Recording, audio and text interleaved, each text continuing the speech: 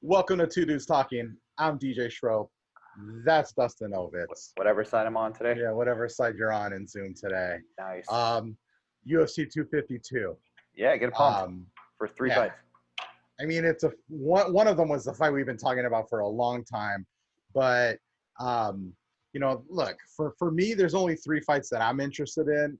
Am I gonna watch them all? Yeah, but you know what? I mean, JDS versus Rosenstruck, Strike, however you say his name.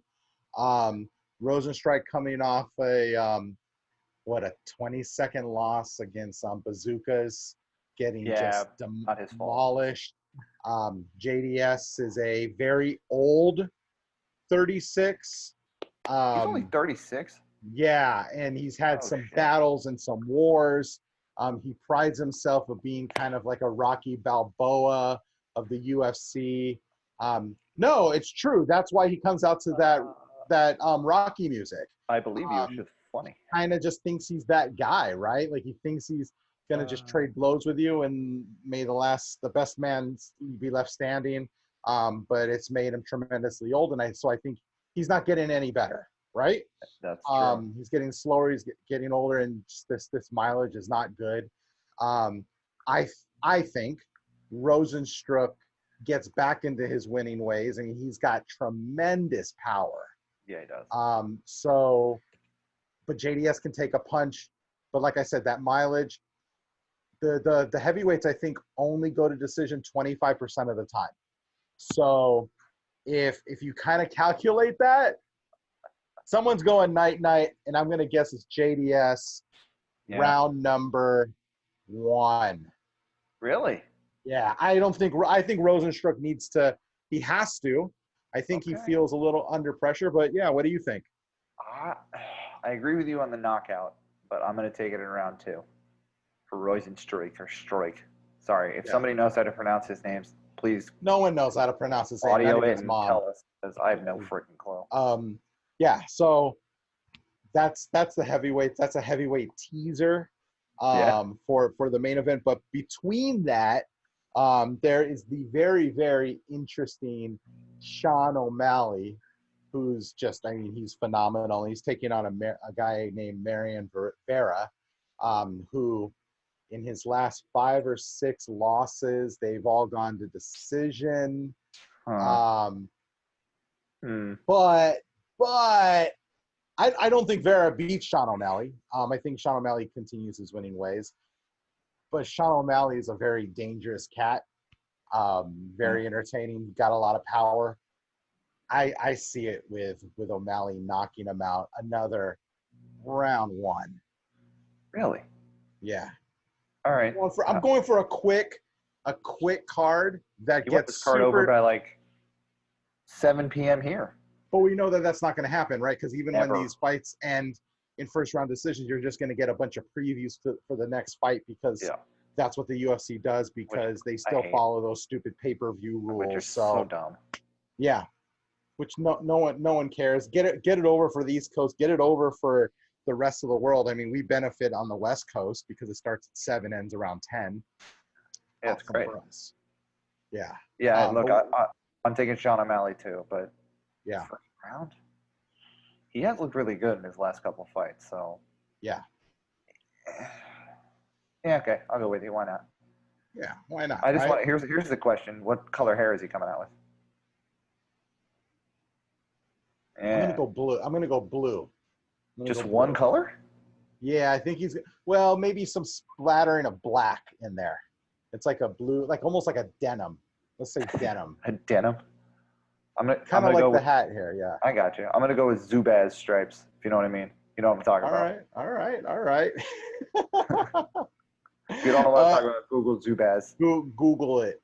Google it. Google it. Yeah, Google it. So and then the main fight. Yeah. The fight that we've been waiting for. The fight that we wanted, we needed, we're getting. The retirement fight. Yeah, the retirement fight. Both won. I think both. But I think it's going to be a good fight. I mean, I don't know. Why don't you start off? What do you think is going to happen here? Yeah, look, I think it's going to be a great fight. he struggled in the first fight against DC, and then in the second fight, he kind of overcame that early slow start, really, if you will, for him. Yeah. Kind of grinded through it and was able to, come out on top. But I mean, it's a retirement fight for DC. Honestly, I'm of the opinion that if Stipe wins or loses, it's a retirement fight for him too. So I think it'll be the first double retirement fight for a championship ever. Yeah. I think. Yeah, I mean, I think DC. Go ahead, finish your point. Well, yeah, DC is definitely retiring, but is Stipe? I mean, I know he's a firefighter, and bless him for that, because power to him. But do either of these guys? Well, DC we know doesn't, because he's retiring. But there's no way Stipe wants to face bazookas. I don't know if there's anyone that really wants to face. If I was a heavyweight, I had no interest. Yeah. But look, I got this being a stand-up war unless Cormier somehow gets his hands and shoulders under his hips, in which case he's going to, pick him up like Matt Hughes used to pick up people and slam him down. And then we'll see where it goes.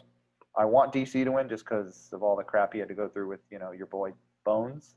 Mm-hmm. But given how the first fight went and then given how the second fight went, it's a toss-up. Yeah. Look, I mean, I'm not going to pick against DC. I think that he's a student of the game, tremendously knowledgeable guy, keeps his wits about him. He knows exactly what he's doing. He's a premier athlete, and he's had the benefit of watching these guys and studying all of them because he's a commentator, right? So he sees it from the other side. When I worked with him on UFC Tonight, the guy's an encyclopedia of just MMA discipline, like moves, strategy, all of it.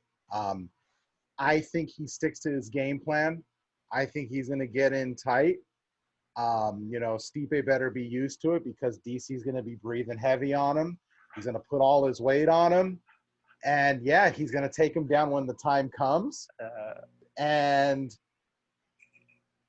the question is it a finish or is it a decision? That's where I go back and forth. But I think that because there's so much pressure on both of these guys to, maybe because they both feel it's their last fight, I think it's going to go to the decision. I think it's going to go all 5 rounds, and I think DC's going to get his hand raised. Unanimous decision, not split, unanimous. Okay. Yeah. Yeah, I don't see it going the distance. I don't know that DC, given the wars he's been through and just, all the training as well, if he could last 5 full rounds with any top flight heavyweight, meaning just cardio-wise, not, I know he could take the punishment. But I got him going ground and pound in 3, hopefully. Although I don't want to pick against Stipe either, because again, firefighter, close to my heart. The guy, look, DC's got a motor that goes for days. He may not look it, but he does. And I like him better at light heavy than I do at heavy, for sure. I think that his stamina is a lot better there. Yeah. But, heavyweight's just, it's natural for him. And, he's a wrestler. He embraces the suck, right? Embraces the grind. And he so is. But he'll get it done. I think he'll get it done. Yeah. But we'll see. And then I'm sure here's a prediction for post-fight press conference. Dana White talks about Conor McGregor yet one more freaking time and says he's not fighting, he's retired. What did he say? We only talk about kids, family and whatever bullshit. I don't doubt they talk about that. But I also don't doubt the fact that Conor McGregor will be coming back at some point when this worldwide pandemic is settled, not over, settled, just once it's all figured out, and they can get a live gate back through and collect some of that money to pay Mr. McGregor. But that's my prediction for post-fight press conference. That's it. Welcome back. I got one last thing. One last thing about the fights. I mean, welcome back, Felice Herrig. Yeah. Another one of my tough fighters, coming back from a long injury that sidelined her forever. And I just want to give props to her and wish her the That isn't best. my one more thing, but I'm very glad you brought that up. So welcome back. This is at the Apex, right? Yeah. Smaller ring. Yeah. And that's why I'm saying I think it works in DC's favor. It doesn't change my opinion. Well, the heavyweights make that thing look tiny. Yeah. The fun one is going to be JDS and Rosenstrike, right? Like those guys are pretty massive too. So we'll get a nice little taste of what it's going to look like in terms of the main event. Maybe they'll pick each other up and run through the fence. Yeah. And look, I think that, as you know, we've talked about it repeatedly, that the ring size that is in the Apex, the smaller ring, should be the standard going forward. Yeah. It causes more actions. There's less place to run. You have to face your opponent. You can't go like circle, circle, circle. I'm going to be on the outside for 20 minutes. Right. It's great. Yeah. I mean, I think there's a distinct advantage as a fan too, watching fights in that place. I would hope that they adopt them. I know Stipe had an issue with it, but Stipe is just I think he's just looking for excuses, but also too, he wants to circle, he wants to back off. He doesn't want to engage with DC the same way that DC wants to engage with him. But, we'll see. Look, I think it's a great end to a great week. And I mean, Shark Week. Shark Week has been awesome. I'm just throwing that out there. If you haven't watched it, I watched it last night. Andy Devine's Secret Shark Lair or something like that. Andy Devine Andy Devine from Workaholics. Andy. What about him? You mean Adam? Oh, damn it. I was such a fan, and here I am calling him Andy, and you're like letting me say it 1,000 freaking times. I'm sorry, Adam Devine. Yes, but from Workaholics. My bad. That's how excited I am about Shark Week and the fights. But if you haven't watched it, oh God, it's so good. It's so good. Last night also too, I haven't watched it yet, was Shark Delicious or Snoop. It's with Snoop Dogg. Huh. But no, the Adam Devine's Secret Shark Lair was on last night. You can find it on Discovery. Yeah, you can find it on the Discovery Network. It was awesome. All of Shark Week's worth the watch if you're not watching it. I gave a lot of it a watch. I don't watch all of it anymore. I DVR every second of it. Look, the thing about the Adam Devine thing was, I'm like, Andy. This is something. Shut up. This is something that the kids can engage with. Oh, absolutely. It was funny. It was entertaining. It wasn't the documentaries and the the learning sessions of the past. I mean, I think these are really, really good, and I hope that they do these more in the future. Yeah, I had no issue with it. I did not like. I don't know if you watched Shark Fest. Not a fan. Yeah. I'm not a fan of that. I'm not a fan of the Expedition Unknown stuff that's happening. And I'm a big fan of Josh Gates, but he's just doing interviews with celebs and all of that, talking about sharks. I think it's a little bit kind of jumping the shark, if you know what I mean. It's kind of lame. But did the Tyson one already happen? Yes, and that was good too. I was actually sitting there as I was looking at it, and some of the things, I had the opportunity to, I've brought this up a million times, and I will continue to bring it up.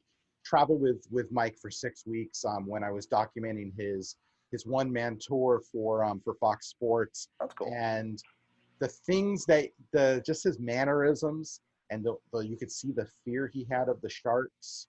I was like, oh my God, that's how he was right before he'd go on stage. Like that fear he had. And I was just like, where he would just almost kind of shut down and he would joke, but you also felt like, I don't know if he's joking because it looks like he wants to punch my skull, right? But he, it's, you just feel that raw power. It's like when you pet a pit bull. You know what I mean? If you've ever pet a pit bull, they're sweet animals, but that there's some power there. If it decides it wants to bite you, it's going to bite you and it's going to hurt. Pet a Rottweiler. Same idea. Same idea. But that was awesome as well. DVR all of it. Watch it on the Discovery app. We don't work for Discovery. We work Nope. for the competition. Yep. So you know that that's a genuine, honest. And I said I didn't like Shark Fest, and that's in-house. Exactly. But anyway, that was our quick review. UFC 252, Shark Week. Do you have anything else to add? No, I have baseball crap. You don't want to hear it. We don't want to hear it because half these teams are going to be canceled. You know, cancel culture needs to hit those guys. They're done. They're kissing. They're passing COVID around. They're kissing. Wow. Yeah, they're doing all kinds of stuff. Inside High-fiving, information, everybody. thumbs up the butt, but they're passing it around.